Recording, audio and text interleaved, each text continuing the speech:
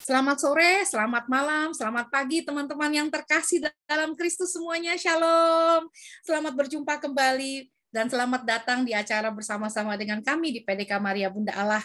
Senang sekali kita bisa bertemu kembali pada hari ini. Dan buat teman-teman yang baru pertama kali ikutan di acara bersama-sama dengan kita, selamat datang dan selamat bergabung bersama-sama dengan kita di sini. Seperti biasa, saya Riana Atmajaya akan menjadi moderator pada hari ini. Sayang sekali suami saya berhalangan untuk ikutan, nanti dia akan ikutan dari samping saja. Dan Tuhan tidak memanggil mereka-mereka yang sempurna, Tuhan memanggil mereka-mereka yang mau dibentuk. Dan hidup adalah proses pembentukan diri. Dibentuk artinya adalah kita mau terus belajar untuk mengerti apa yang Tuhan ingin kita kerjakan dalam mengisi kehidupan ini. Bukan hanya kita mau mengikuti keinginan-keinginan kita semata. Dan menjadi dewasa terutama dalam iman adalah pilihan. Tuhan ingin kita terus belajar tentang iman kita karena hidup adalah proses pembelajaran. Dan Tuhan bekerja lewat semua hal-hal kecil yang terjadi dalam kehidupan kita. Menabur kebaikan, semoga kita akan bisa menuai berkat. Dan pada hari yang penuh berkat dan penuh rahmat ini, kita kembali kedatangan satu narasumber kita yang luar biasa, Romo Koko, Romo Albertus Joni, alias Romo Koko Joni, yang akan menjadi narasumber kita pada hari ini. Terima kasih Romo, sudah bersedia menyediakan waktu dan kabur sedikit dari retretnya Romo hari ini. Dan terima kasih Terima kasih kembali bersama-sama dengan kita. Dan topik pembicaraan kita hari ini adalah perihal berjaga-jaga. Kita akan belajar tentang perihal berjaga-jaga ini. Karena kehidupan adalah kesempatan untuk kita boleh berjumpa dengan Tuhan dan kita nggak pernah tahu kapan waktunya, apa yang akan terjadi, dan kita harus selalu berjaga-jaga dalam mengisi kehidupan kita. Dan sebelum kita memulai acara kita pada hari ini, mari kita tundukkan kepala, kita mohon kehadiran Roh Kudus untuk datang dan untuk menyertai kita dalam acara kita hari ini. Mari kita tundukkan kepala, kita mohon kehadiran Roh Kudus dalam nama Bapa dan Putra dan Roh Kudus. Amin. Allah Bapa yang Maha Kasih, kembali kami datang menghadap-Mu Bapa yang Maha Kasih. Terima kasih Bapa untuk kesempatan. Pada hari ini kami boleh bersama-sama datang kembali ke hadirat-Mu, mengucap syukur Bapa untuk kesempatan kami boleh belajar bersama-sama. Dan Bapa yang Maha Kasih, terima kasih Bapa udah boleh mengutus Romo Albertus Joni untuk boleh bersama-sama dengan kami pada hari ini. Bapak, biarlah Kau boleh urapi Romo Joni dengan kuat kuasa Roh Kudus-Mu, Bapak, agar segala sesuatu yang boleh Romo sharingkan kepada kami hari ini boleh sungguh menguatkan kami, boleh sungguh mengingatkan kami kalau kami tidak pernah sendirian dalam menjalani kehidupan ini. Dan hendaklah kami boleh terus berjaga-jaga, boleh terus waspada dalam mengisi kehidupan, mengisi waktu-waktu kami. Bapak yang Maha Kasih, biarlah Bapak Kau boleh beracara dari awal hingga akhir nanti Bapak, dan berkati semua alat-alat elektronik yang kami pakai, agar segala sesuatu bisa berjalan dengan baik dan lancar. Akhirnya Bapak, kami persembahkan Bapak acara kami ke dalam tangan kasih-Mu. Beracaralah, dan biarlah Kau boleh bantu kami Bapa untuk boleh semakin mengerti akan kehendak dan rencana-Mu dalam kehidupan kami ini. Semua doa kami yang jauh dari sempurna ini kami panjatkan kepadamu dengan perantaraan Yesus Kristus Putra-Mu yang tunggal, Tuhan dan pengantara kami. Amin. Dalam nama Bapa dan Putra dan Roh Kudus. Amin. Silahkan Romo, selamat datang kembali. Terima kasih Ibu Riana dan teman-teman. Selamat Romo, pagi kenapa semua. Romo memilih topik ini, Romo? Sosial media di Indonesia itu riuh rendah dengan kekhawatiran akan resesi yang akan datang. Presiden Joko Widodo beberapa kali menyampaikan dalam pidatonya kalau tahun ini runyam, tahun depan itu gelap gulita katanya. Banyak ekonom meramalkan resesi cukup parah di Indonesia yang bahkan melebihi tahun 97, 98. Dan itu sebabnya banyak orang mulai dimakan oleh kekhawatiran, saya lihat, terutama teman-teman, sahabat yang kondisi ekonominya di tahun ini mulai naik, tetapi kemudian drop lagi. apa situasinya menjadi tidak enak, makin kacau. Lalu saya pikir-pikir, mungkin baik kita mengambil tema ini, kita berefleksi sebentar perihal berjaga-jaga. Baik, Romo, terima kasih. Ya, Amerika Hmm, juga udah mulai resesi dari 6 bulan yang lalu. Dan exactly. ya, betul. Dan orang-orang udah pada mulai khawatir. Karena semua serba naik, cuma satu yang nggak naik. Gajinya nggak naik. Jadi gimana cara kita menyikapi dengan gaji yang sama, tapi biaya hidup yang Hmm, semakin besar seperti ya, ini. Tapi kita percaya kalau Tuhan pasti pelihara dan jaga kita selalu. Dan hmm, dan saya percaya gitu loh ya, pada saat-saat seperti ini, di mana iman kita diuji, sejauh mana kita boleh percaya kepada Tuhan, berpegang kepada Tuhan. Apakah kita hanya mengandalkan kekuatan kita sendiri atau kita mau mengandalkan Tuhan? Dan silakan Romo dikembangkan apa yang mau Romo sharingkan kepada kita. oke.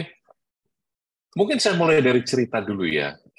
Saya datang dari middle class family yang tidak sangat kaya, tidak terlalu susah. Lalu ya adik-adik bekerja keras. Saya anak pertama dari 3 bersaudara.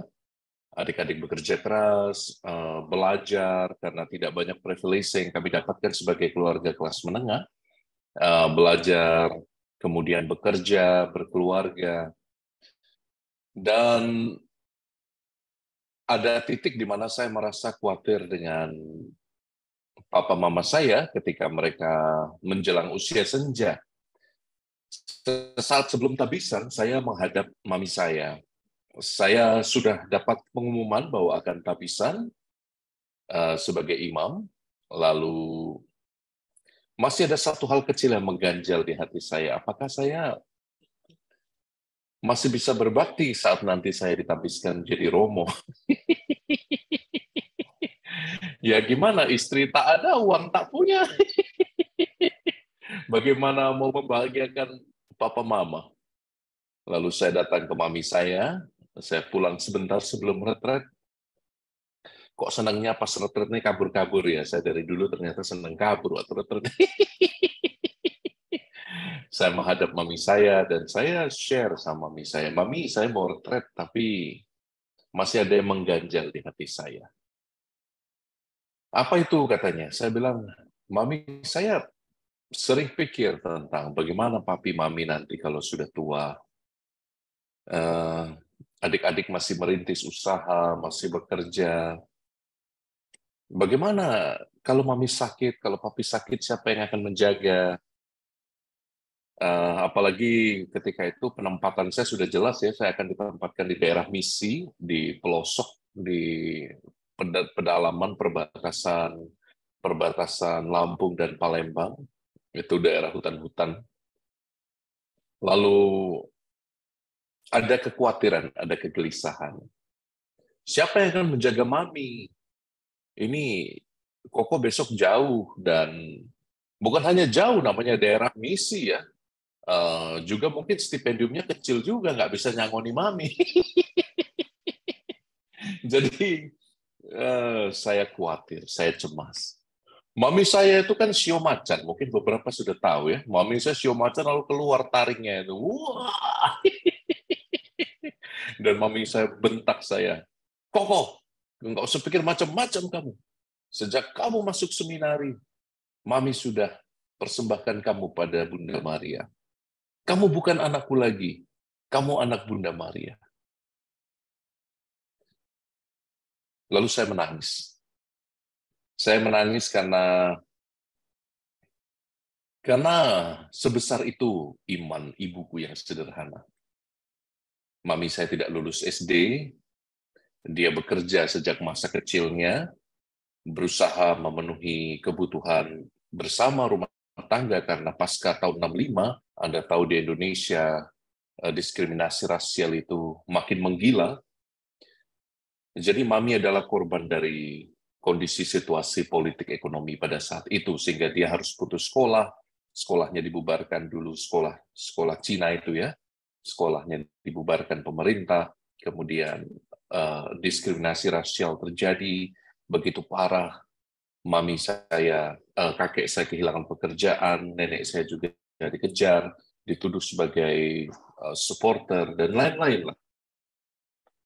Dan untuk ukuran orang yang berjuang dari masa kecilnya sebagai orang susah, mami saya, pikiran saya berhak dong mendapatkan hidup yang membahagiakan dan menyenangkan dari putra dan putrinya.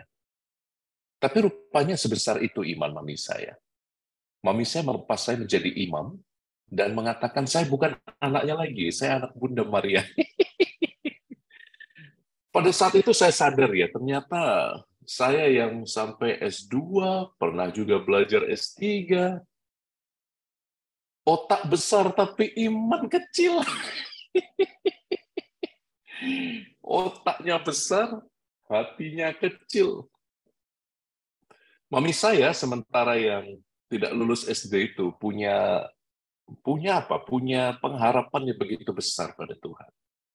Dia katakan begini, Tuhan akan jaga mami. Kamu tenang aja. Maju sana Tabisa, kamu bukan anakku lagi.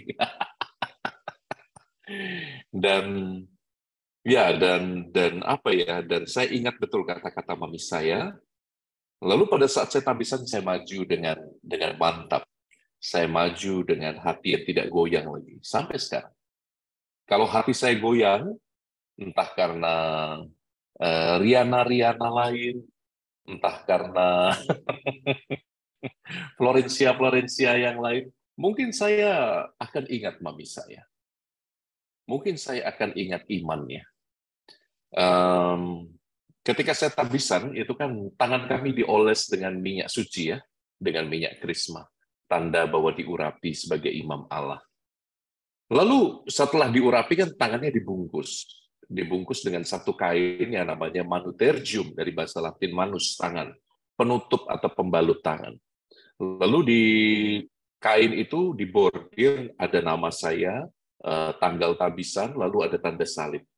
Lalu kami melap minyak suci itu di kain itu. Dan kainnya tidak dicuci, kainnya dilipat kembali, disimpan, karena kain sutra bagus sekali, disimpan. Dan menurut tradisi gereja itu nanti ketika mama seorang imam itu meninggal, nanti kain itu yang kena urapan minyak suci imamat, itu nanti akan diikat di tangan mama saya di dalam peti. Dan itu masih saya simpan sampai hari ini. Nanti di surga akan ditanya, apa yang kau persembahkan ibu? Menurut tradisi gereja, ibu itu akan mengangkat, mama seorang imam itu akan mengangkat kain itu sambil berkata pada Tuhan Allah, Tuhan, aku mempersembahkan putraku sebagai imam. Saya pikir itu apa yang mau saya ceritakan dari pengalaman ini ya. Saya pikir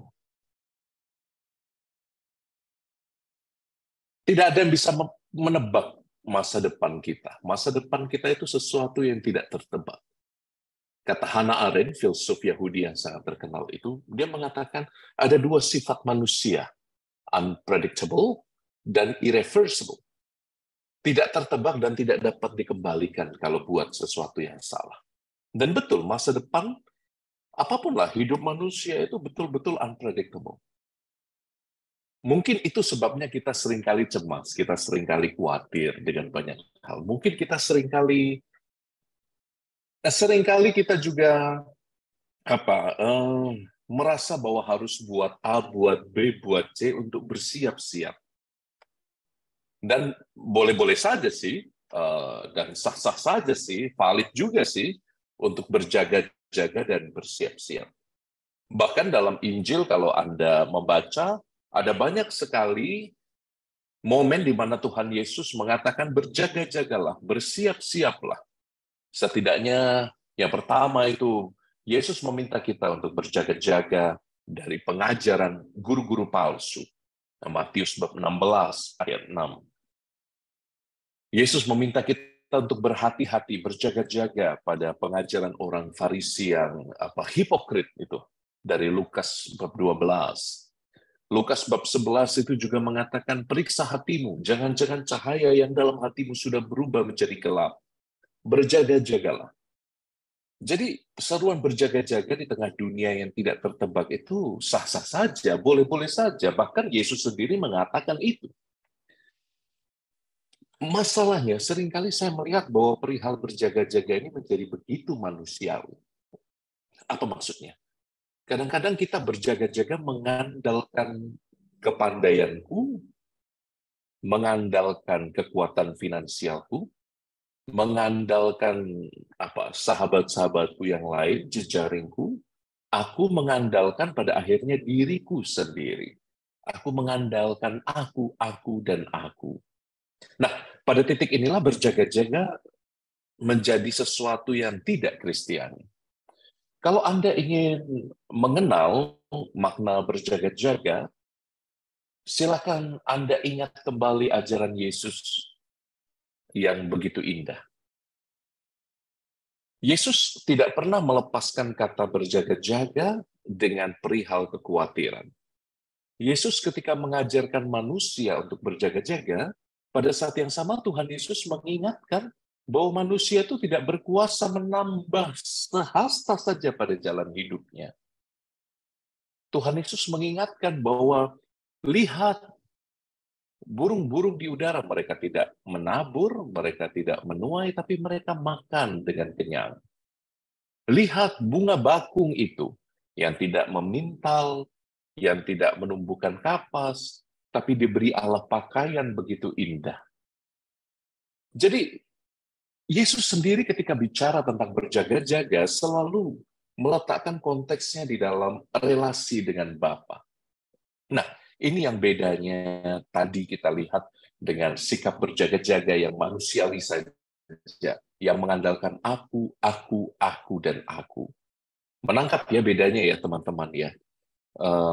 Saya ingin bicara demikian. Di tengah ketidakpastian hidup, di tengah kekacauan dunia saat ini, kalau Anda berjaga-jaga hanya dengan kekuatan sendiri, berapa lama sih tahan? Pasti pusing juga, pasti pening juga. Pasti suatu saat resources-nya akan makin menipis, lalu Anda menjadi tidak bahagia. Tapi kalau Anda punya hati yang berjaga-jaga, dalam relasi yang bebas, yang pasrah yang aktif, pasrah yang bergulat bersama Allah, pasrah yang mengandalkan Tuhan, saya pikir tantangan-tantangan itu menjadi bukan menjadi penghalang, tapi menjadi proses bersama untuk melihat kedalaman hidup, untuk memiliki hidup yang lebih bermakna. Jadi rupa-rupanya, bahkan ketika saat semua resources itu sudah habis, kita tidak kehilangan kebahagiaan, kita tidak kehilangan serenity, kita tidak kehilangan damai sejahtera. Mengapa? Karena berjaga-jagamu tidak mengandalkan kekuatanmu, tidak mengandalkan depositomu, tidak mengandalkan hasil kerjamu, tapi mengandalkan ruah, mengandalkan roh yang di dalam hatimu. Roh yang kamu tahu bahwa everything is gonna be fine selama aku berserah kepada Allah dan berdaya upaya sekuat tenaga bersama rahmat itu. Lalu Romo, sikap yang paling tepat bagaimana? Mari kita hindari dua ekstrim ini. Yang pertama, ekstrim yang mengatakan bahwa yang tadi sudah saya sebut, aku. Kekuatanku, hebatku, kuasaku, yang dapat menyelamatkan keluargaku. Akulah yang paling bertanggung jawab. Itu ekstrim pertama. Kadang-kadang banyak orang tanpa sadar dilatih untuk menjadi egois dalam berusaha itu. Ya tuh, itu sebabnya banyak orang hebat tapi tidak punya hati bagi sesama. Banyak orang yang super rich tapi lupa untuk memberi kembali kepada orang-orang yang susah makan di sekitarnya. Makanya si kaya dalam perumpamaan Zakius itu kan ditolak masuk sampai pangkuan Abraham. Karena Bapak Abraham bilang apa? Hei anakku, engkau sudah menikmati semua yang baik selama hidupmu. Dikatakan dia menikmati sendiri semua yang baik, sementara Lazarus tidak. Ya, dalam dalam perumpamaan Yesus tentang si kaya dan Lazarus yang makan di bawah meja si kaya itu. Jadi dia tidak bisa masuk surga karena dia tahu bahwa Lazarus itu di bawah kaki mejanya dan makan, tapi dia nggak peduli. Nah, ini hindari ekstrim yang pertama. Kalau aku menjadi tekanan, Anda sudah jatuh dalam ekstrim yang pertama dalam sikap berjaga-jaga. Tapi juga hindari ekstrim kedua. Apa maksudnya ekstrim kedua, Romo? Ekstrim kedua ini yang betul-betul memasrahkan segalanya pada Tuhan. Tuhan menjagaku, Tuhan menolongku, Tuhan apa? Tuhan yang akan atur. Lalu dia lupa untuk berusaha. Bagi saya ini namanya fatalisme. Jadi orang yang tidak menggunakan akal sehat dengan cukup matang, tidak menggunakan talenta yang cukup matang, dia hanya berserah, pasrah, tapi tidak do something untuk mewujudkan rahmat Allah itu dalam hidupnya. Jadi ini dua kutub yang harus kita hindari. Yang pertama itu ekstremisme yang mengagungkan ego, yang kedua itu ekstremisme yang mengagungkan rahmat Allah, seolah-olah rahmat itu terpisah dari diri kita. Nanti Tuhan tolong, nanti Tuhan tolong, nanti Tuhan bantu. Seolah-olah rahmat itu tidak bekerja dalam tanganmu, dalam pikiran. Maka saya sangat menghargai apa yang dibuat oleh salah seorang Yesuit, teolog sangat terkenal, nanti namanya akan muncul. Dia mengatakan bahwa baik rahmat maupun kodrat keduanya menyatu. Tidak boleh hanya usaha manusia saja dan tidak boleh hanya rahmat saja yang diandaikan seperti sirup yang ditumpahkan ke dalam air itu. Tidak boleh. Jadi semuanya harus bekerja bersama, baik rahmat maupun usaha manusia. Nah, inilah berjaga-jaga. Menurut saya, Tuhan Yesus sendiri mengingatkan kita akan hal ini. Jadi kalau saya boleh simpulkan dari poin pertama, mari kita berusaha untuk menyeimbangkan antara usahamu sebagai pribadi manusia dengan kesadaran bahwa Tuhan bekerja di dalam semua peristiwa hidupku, termasuk di dalam usahaku. Itu yang pertama. Yang kedua yang ingin Romo sampaikan. Ada peringatan besar bagi kita untuk berjaga-jaga terhadap ketamakan. Kita hidup di era manusia serba tamak ya. Saya nggak tahu apakah Anda merasakan itu. Kapitalisme pada sisi yang baik memang mengembangkan banyak orang, memberi kesempatan yang fair kepada banyak orang untuk meningkatkan derajat hidupnya, tapi kapitalisme pada sisi yang lain juga seringkali menutup mata pada ketidakberuntungan orang-orang yang lemah dalam struktur dan sistem. Dan kapitalisme pada sisi negatif yang lain juga melahirkan ketamakan. Maka mari kita punya sensibilitas untuk ketamakan ini. Ini ketamakan ini apa ya? Ketamakan itu wujud yang paling nyata. Konsumsi berlebihan, kemudian makan berlebihan seperti saya. Lalu juga apalagi keinginan untuk memiliki terus-menerus secara berlebihan, menjadi obsesi, itu ketamakan.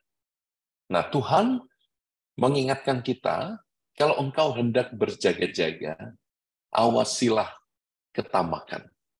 Awasilah rasa ingin menguasai. Awasilah rasa ingin memilikimu. Menurut saya banyak orang tidak sadar di zaman ini dilatih untuk menjadi tamak. Sejak kita kecil, kita dilatih untuk menjadi yang terbaik apapun risiko dan caranya. Lebih dari itu, ketika kita besar, bisa memiliki pendapatan sendiri, kita dilatih untuk punya ini, punya itu, beli brand ini, beli brand itu. Bahkan tidak jarang, Kita sendiri di alam bawah sadar mengatakan I am what I have, gitu ya. I am what I wear. Jadi kalau tali pinggangnya bukan Louis Vuitton, itu gatel pinggangnya. Kalau jam tangannya bukan iWatch, itu alergi. Atau kalau dia pakai earphone-nya bukan AirPod kayak saya, budak sebelah gitu. Jadi banyak orang itu dimakan oleh ketamakan dalam pengertian bahwa mereka kemudian terobsesi untuk memiliki. Memiliki itu tidak salah, tidak keliru. Tapi kalau terobsesi untuk memiliki, sampai mengatakan, I am what I have, aku adalah apa yang aku punya, jangan-jangan Anda lupa sabda Tuhan dalam perjanjian lama, dalam perjanjian baru, bahwa engkau kucintai apa adanya. Cintaku tidak bersyarat. Cintaku tidak peduli dengan berapa banyak yang kau miliki. Bahkan kalau dosamu uh, merah seperti apa itu, merah sekali, aku bisa putihkan saat itu, kata Tuhan. Kan cintanya tidak bersyarat. Tapi kadang-kadang ketamakan membuat kita punya ideologi yang lain. Aku baru berharga, aku baru dicintai kalau aku memiliki sesuatu. Bukankah ini yang Bukankah manipulasi jenis ini yang sering kita lihat di gereja-gereja non-Katolik yang mengagungkan teologi kemakmuran? Engkau kalau diberkati, you harus punya private jet. You baru boleh disebut sebagai orang yang diberkati kalau engkau punya kekayaan harta yang melimpah ruah. Engkau hanya bisa memberkati orang kalau kamu punya banyak duit dan bisa menyumbang pastornya dengan private jet. Itu ya ada ya di Amerika kan, beberapa phenomenal preacher yang ngumpulin duit untuk beli private jet. 2 lagi private jetnya, Masya Allah. Jadi ya itu apa? Itu jangan-jangan adalah sebentuk ketamakan. Jangan-jangan itu adalah sebentuk obsesi. Ya alasannya bisa valid sih buat pelayanan, supaya lebih efektif dan lain-lain. But come on, mari kita lihat di dasar hati yang tidak bisa bohong itu. Kita mendengar suara batin yang tidak bisa menipu itu. Maka teman-teman, jaga dirimu juga terhadap ketamakan. Saya pernah tinggal di US, jadi saya tahu bagaimana hidup di sana itu sangat indah, sangat bagus. Uang bisa datang kalau kita mau sungguh berusaha. Tetapi jangan lupakan satu hal, berjaga-jaga agar kita tidak jatuh dalam obsesi memiliki. Berjaga-jaga agar kita tidak jatuh dalam obsesi yang mengatakan bahwa aku baru berharga kalau aku memiliki banyak hal di sekitarku. Karena kalau itu nanti diambil daripadamu, kau tidak akan bahagia. Jadi itu sih perihal berjaga-jaga, 2 poin saja dari Romo. Semoga membantu. Yang pertama tadi Romo bicara tentang, kalau boleh sum up, yang pertama Romo bicara tentang keseimbangan antara usahaku dengan kesadaran bahwa rahmat Allah juga ada di dalam usahaku itu. Berjaga-jaga tidak boleh eksklusif menjadi usahaku saja, tapi itu juga adalah buah rahmat Roh Kudus. Itu yang pertama. Yang kedua, mari kita berjaga-jaga, lebih-lebih dalam situasi finansial yang tidak baik-baik ini, kita berjaga-jaga terhadap segala bentuk ketamakan. Karena nanti kalau depositomu berkurang, uangmu berkurang, usahamu makin sulit, nanti engkau tidak bisa jadi pribadi yang sungguh bahagia. Nah, pribadi yang matang secara rohani itu akan mengatakan, apapun situasinya, aku tetap bahagia. Apapun kondisi hidupku, aku tetap bahagia. Karena apa? Karena Allah mengasihiku tanpa syarat. Karena Allah mengasihiku bukan karena depositoku banyak, bukan karena uangku banyak. Allah mengasihiku karena itu sudah cukup. Allah mengasihiku dan that's it, gitu ya. Eh, ya, jadi apapun situasi hidupku, aku ingin berjaga-jaga, terutama terhadap ketamakan. Terima kasih, Tuhan memberkati. 2 poin sederhana. Terima kasih Romo. 2 poin sederhana, tapi sudah mengingatkan kepada kita. Ya, Bu Dede ada pertanyaan apa, Bu Dede? Silakan. Saya cuma mau menanggapi betapa dalamnya renungan hari ini sebetulnya. Saya tadi pagi itu pulang kerja, ya. Romo bilang tadi apapun yang kita hadapi itu kadang kita khawatir, terus khawatir. Saya punya anak 3, laki-laki. Kemarin itu nonton TV mengenai Ukraina sama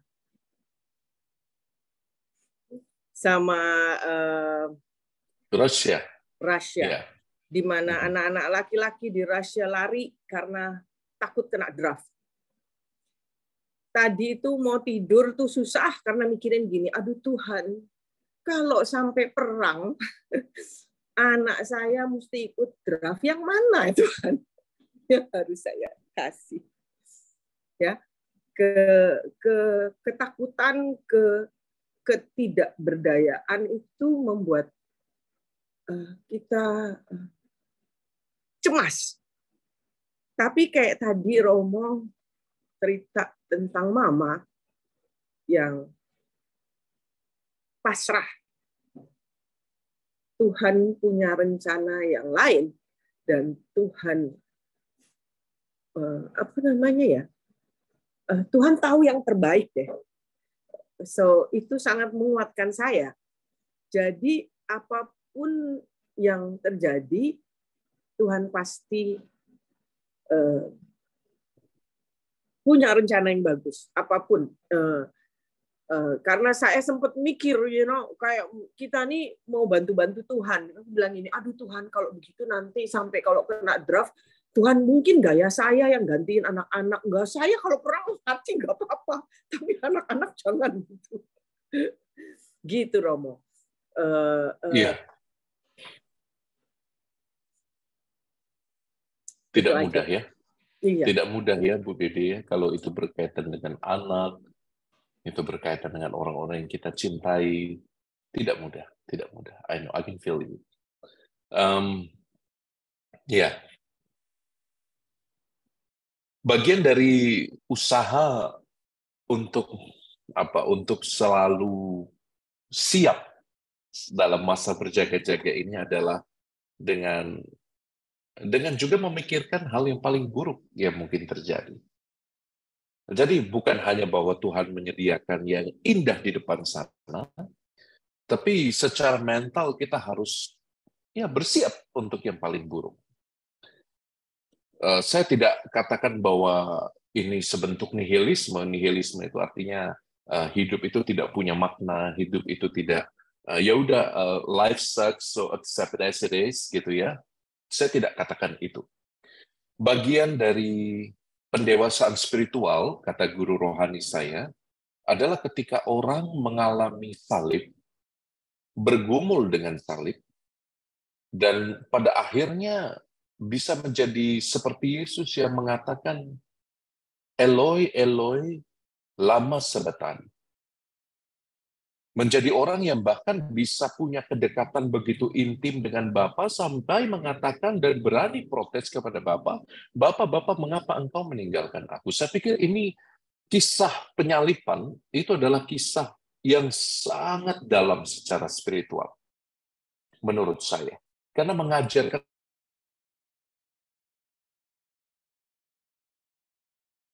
yang begitu dalam dengan Bapa kita, sampai bahkan kita bisa menjadi seperti api yang berteriak, Bapa, mengapa engkau meninggalkan aku? Boleh kecewa pada Bapa. Yesus mengajarkan itu pada kita. Boleh kok kita protes kepada Bapa kita. Justru ketika dari jurang terdalam kita berteriak, Bapa, pada saat itu kita sadar bahwa ada ikatan yang tidak bisa diputuskan oleh apapun juga. Dalam situasi apapun juga. Justru setelah Yesus berteriak, Eloi, Eloi lama sabachthani, apa yang keluar dari bibirnya kemudian? Bapa, ke dalam tanganmu, kuserahkan nyawaku. Jadi, apa? Orang sampai pada penyerahan. So, apa yang mau Romo komen ya? Saya hanya ingin mengatakan demikian, Ibu Dede. Saya harap pergumulan, kekhawatiran, kecemasan itu tidak memakanmu dari dalam dan justru menipiskan imanmu, tapi justru mempertebal relasi pribadimu dengan Allah sampai ke tahap yang intim, sampai ke tahap di mana engkau sendiri bisa berteriak, Tuhan, mengapa? Tapi tidak berhenti di sana. Sebagaimana Yesus disalib, dia nanti naik lagi ke tahap yang sangat-sangat dalam saat dia mengatakan, Bapa, into your hands I commend my spirit. Into your hands I commend my life. Dan itu dalam sekali. Dalam sekali. Think about it, okay? Coba pikirkan itu, Ibu Dede. Thank you. Terima kasih sharingnya. Terima kasih Romo untuk tanggapannya. Tadi sambil dengerin Romo cerita dan Dede cerita, aku jadi dapat dari Roma 8:28. Kita tahu sekarang bahwa Allah turut bekerja dalam segala sesuatu untuk mendatangkan kebaikan bagi mereka yang mengasihi Dia, yaitu bagi mereka yang terpanggil sesuai dengan rencana Allah. Saya jadi ingat Romo, 2 tahun terakhir waktu pas pandemi, itu tuh kehidupan kita tuh nggak gampang. Kita tuh cukup babak belur, ya. Cukup babak belur, istilahnya gali lubang tutup lubang, gali lubang tutup lubang. Syukur kepada Tuhan kalau masih bisa kita gali-gali itu lubang gitu ya. Jadi kita tuh babak belur banget dan nggak ada yang tahu kita babak belur. Karena kenapa? Saya percaya kalau dibalik semua kebabak beluran kita, Tuhan pasti bekerja. Saya percaya kalau Tuhan nggak pernah membiarkan kita sendirian. Dan ketika kita terus aktif melayani, dan PD ini terbentuk pada saat kita lagi dalam kejatuhan kita. Nggak ada yang tahu. Hanya Tuhan yang tahu. Tapi di situ Tuhan menambahkan iman kita. Kalau kenapa kita nggak berjalan sendiri. Dia yang selalu memimpin kita. Dan di balik semua itu saya belajar satu. Kalau kita setia akan perkara kecil, Tuhan akan jaga dan pelihara kita. Nggak usah takut. Nggak usah takut. Kadang-kadang kalau saya lagi udah mumet, udah nggak tahu mesti ngapain, Romo, yang ada saya bilang, Tuhan, saya nggak peduli apa yang terjadi, saya tidur. Saya beneran tidur. Saya beneran tidur. Dan saya bilang, terserah deh Tuhan mau kayak gimana lagi. Saya udah nggak bisa apa-apa, saya udah nggak bisa berpikir apa-apa, saya juga udah nggak tahu mesti ngapain, saya tidur aja Tuhan. Saya tidur. Iya, itu aliran yang paling baik dan membahagiakan itu. Tapi Tuhan selalu jawab, Romo. Tuhan selalu jawab. Dan saya selalu cerita ya, Tuhan memberikan pengalaman-pengalaman itu kepada kita seperti itu, supaya kenapa? Kita bisa cerita ke yang lain. Kalau you know what, I've been there. I've been in your shoe, and I understand. Tuh. Dan kita sebagai saksi kalau Tuhan itu nyata dan ada. Kalau Tuhan itu benar-benar berkarya dalam diri kita, kalau kita bekerja bersama-sama dengan Tuhan. Tuh loh. Dan terima kasih Romo sharingnya tentang maminya, luar biasa banget gitu loh. Mengingatkan kepada kita ya, maksudnya, hidup itu nggak gampang. Tapi ketika kita benar punya iman yang sebesar biji sesawi itu, kita bisa memindahkan gunung. Jadi doa kita adalah, Tuhan, kasih kita iman, tambahkan iman kita setiap hari. Biarpun cuma sebesar biji sesawi doang, Tuhan. Tuh loh, kalau itu mampu untuk bisa memindahkan gunung, kita percaya. Tuh loh, thank you Romo. Ada lagi yang mau komen? Thank you. Ada lagi yang mau komen, yang mau sharing ke Romo? Silakan. Saya buka satu orang yang boleh sharing atau boleh bertanya, karena kita nggak punya banyak waktu. Ya, saya harus pergi sebentar lagi. Ya, Sorry. nggak apa-apa. Kalau nggak ada yang mau bertanya, nggak ada yang mau buat cerita, anyway, sesuatu yang simple, Romo, bekerja bersama-sama dengan rahmat Tuhan. Benar, saya percaya kita harus balance. We do our part. Let God do His part. Yang penting satu, kita percaya dan kita terus setia berjalan bersama-sama dengan Tuhan. Saya jadi ingat satu loh. Suami saya tuh waktu pas pertama kali dia menerima Tuhan, dibaptis dan menerima Yesus dalam hidup dia, itu doanya dia cuma satu. Tuhan, ajari aku untuk boleh terus setia. Awal-awalnya saya tiap hari dengerin dia doa. Ini orang doanya tiap hari yang sama, cuma minta setia doang. Tuh loh, minta setia doang. Tapi belakangan saya jadi mikir, doa yang amat sangat bagus, karena itu dia yang satu-satunya yang kita mesti minta dari Tuhan untuk setia. Dalam segala hal, dalam apapun. Tadi ada satu bapak yang cerita nih, Pak Sultan. Pak Sultan nih kebetulan baru dibaptis Romo bulan April kemarin. Hey, congratulations. Ya, selamat. Itu ya. Dan ya, Pak Sultan boleh dibacain yang ditulis Pak Sultan biar Romo juga dengar. Iya. Aduh. Ya, jadi kan kebetulan ini kan saya ini kan anak muda sekarang, bukan hanya anak muda yang tadi itu kan dengan Pak Sultan, maaf, ini kayaknya salurannya nggak bersih deh.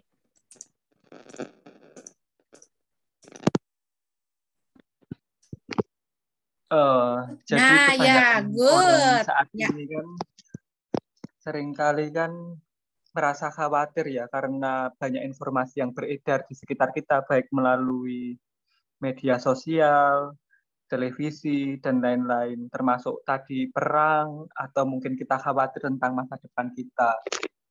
Overthinking. Nah, cuma kembali lagi, kita manusia hanya bisa merencanakan yang terbaik. Kita kembalikan lagi kepada Tuhan, biar Tuhan yang bekerja dalam hidup kita. Itu. Ya, Pak Sultan, memang overthinking itu sesuatu yang menjadi godaan juga. Semakin banyak kita tahu, semakin banyak kita mendapat informasi. Apalagi kalau dari kecil kita memang sudah dilatih untuk berjaga-jaga dalam artian fisik gitu ya, material fisik. Tidak bisa tidak kita akan overthinking. Tapi overthinking kalau dikembalikan pada definisinya, overthinking, berpikir secara berlebih-lebihan, itu bukan sesuatu yang positif.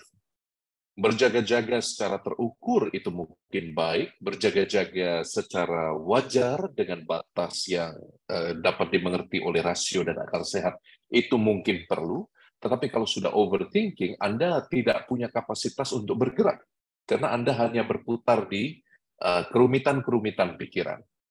Maka overthinking, terutama bagi generasi muda, menjadi candu yang sangat membahayakan.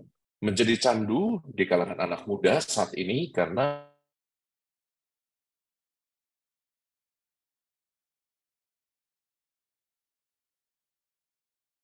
ada resiko. Akibatnya banyak anak muda sekarang ini juga banyak orang yang tidak terlalu muda lagi karena mungkin resources-nya menjadi semakin kecil sehingga dia tidak bisa ambil risiko yang besar, maka orang tidak berani bergerak. Orang tidak berani berusaha. Nah, overthinking ini, saya pernah buat satu percakapan khusus tentang overthinking, nanti mungkin bisa lihat YouTube saya, namanya Romo Koko, di situ ada percakapan tentang overthinking. Overthinking ini hanya bisa dilepas dengan kesadaran bahwa tidak ada yang abadi di dunia ini. Kesenangan tidak abadi, penderitaan pun tidak abadi. Semuanya akan berlalu. Ya kan? Maka mau berhasil bagus, mau gagal juga tidak abadi kegagalan itu. suatu saat hidup akan melemparkan kita ke wilayah yang pasti akan lebih baik. Sementara kita berusaha untuk mencapai itu. Nah, masalahnya ya kita menemukan fenomena orang yang tidak berani keluar lagi dari diri sendiri. Orang tidak berani keluar dari kerumitan pikiran karena plan A, plan B, plan C, plan D, plan Z itu punya risiko masing-masing. Ada fenomena di Jepang yang namanya hikikomori itu ya. Orang tidak berani keluar dari rumah karena takut berjumpa dengan orang-orang. Dia sudah nyaman, semua bisa online. Hidup mengandalkan dana sosial dari pemerintah. Jadi ada tipe orang yang sekarang di Jepang yang namanya hikikomori itu yang tidak berani keluar dari rumah.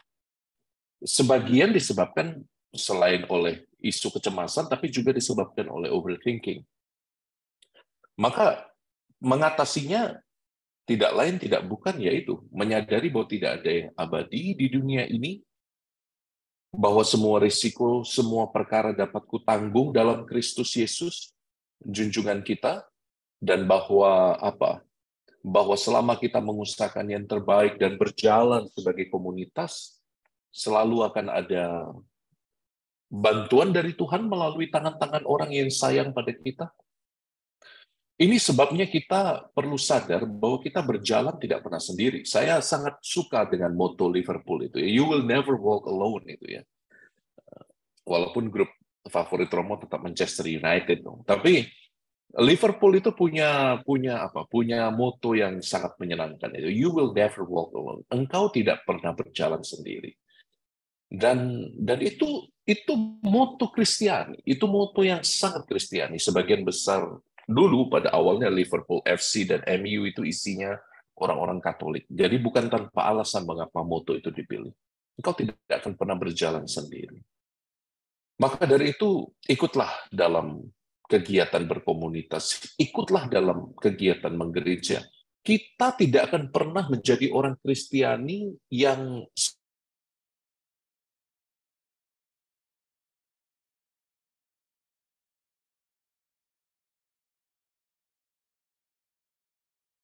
berjemaat.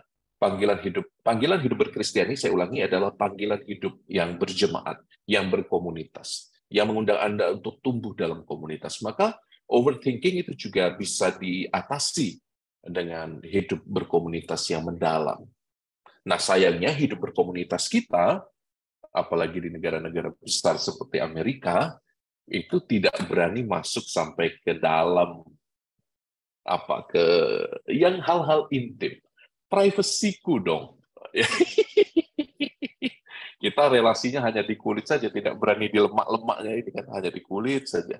Dan akibatnya kita berkomunitas itu seperti orang pakai jaket gitu ya. Kenal cuma luarnya doang, dalamnya nggak tahu gimana. Nah, maka saya sangat menganjurkan untuk komunitas-komunitas seperti ini banyaklah berjumpa, berbagi cerita-cerita hidup yang konkret, yang nyata, pergulatan-pergulatan yang nyata seperti tadi Ibu Dede sampaikan pada kita. It's an act of courage. Itu sebuah tindakan yang membuat kita belajar, oh iya ya, aku nggak sendirian di dunia ini. Ya, jadi overthinking itu jalan keluarnya salah satunya adalah berkomunitas dengan matang, dewasa, dan intim. Thank you. Terima kasih banyak Romo Koko untuk ulasannya. Betul Romo, jangan bilang anak muda. Segala umur pasti bisa overthinking. Tuh loh, apalagi kalau kita mengandalkan otak kita yang kecil ini. Tuh loh, dan tidak mengandalkan Tuhan. Benar, Romo membuka dengan baik sekali. Kita mengandalkan otak kita yang kecil ini dan punya badan yang besar tapi hatinya kecil. Baik, terima kasih Romo dan terima kasih teman-teman yang udah beracara bersama-sama dengan kita. Terima kasih Romo yang sudah ngabur sebentar untuk ikutan acara bersama-sama dengan kita.